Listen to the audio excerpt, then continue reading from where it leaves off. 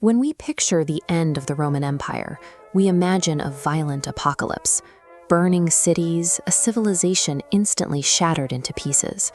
But the historical record tells a completely different story. The collapse was incredibly quiet, and so gradual that the vast majority of ordinary Romans living through it didn't even realize their world was ending. The true unspooling actually begins in 395 AD. Following the death of Emperor Theodosius I, the empire was formally cut in half, divided between his two sons.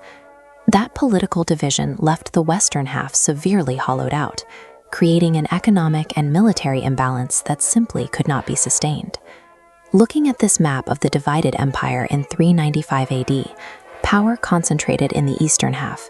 Governed from Constantinople, it held the dense population centers and profitable trade routes. Moving west, the shrinking economy struggled to defend thousands of miles of incredibly thin borders. To guard that sprawling perimeter, the West resorted to hiring Germanic soldiers to fill its ranks. The military was increasingly manned by troops whose loyalty to the Roman state was highly questionable at best. By the 5th century, the West was a superpower only on paper. It was an overextended, fragile shell, entirely unprepared to handle an outside crisis. That crisis arrived in the form of the Huns. These fierce nomadic warriors originated far outside Roman territory, sweeping in from the vast golden steppes of Central Asia. As they pushed aggressively westward, their advance acted as a geopolitical wrecking ball, disrupting everything in their path. This map illustrates the resulting chain reaction. The Hun advance created a massive pressure point, forcing entire displaced populations, like the Visigoths, Ostrogoths, and Vandals, to flee westward, pushing them directly over the Roman borders all at once. This mass migration crisis proved impossible to manage. The mathematics of defense failed, and the western borders buckled under the sheer weight of numbers.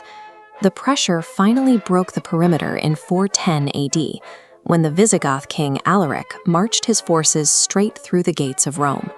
For 3 days, his men looted and sacked the ancient capital, stripping the city of its wealth. The psychological toll of this event was staggering. Prior to this breach, Rome had successfully repelled every outside enemy for 800 years.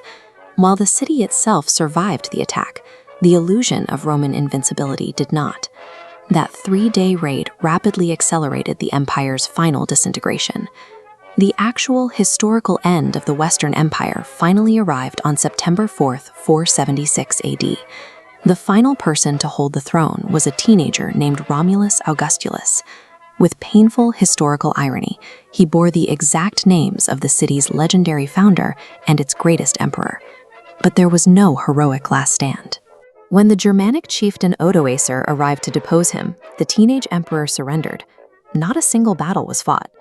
Odoacer didn't even bother claiming the title of emperor for himself. He packed up the imperial crown and royal robes, shipped them east to Constantinople, and simply declared himself the king of Italy. The Western Roman state ended as a matter of administrative cleanup. The office of the emperor was simply shut down and retired. For the ordinary citizens living in the city, the days and weeks that followed looked entirely normal. The government continued to function under Odoacer, and daily life carried on largely uninterrupted. Looking at these ruined columns in the Roman Forum, it's easy to assume they were smashed by violent invaders. In reality, the grand public buildings fell apart through centuries of slow decay, dirt accumulation, and locals stripping away the marble to build new things.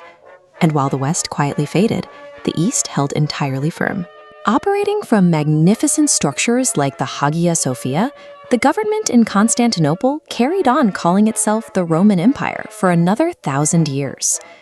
The idea of a single, definitive fall of Rome is something historians constructed centuries later, trying to put a neat calendar date on a messy, decades-long unspooling. Great civilizations rarely collapse in one dramatic day.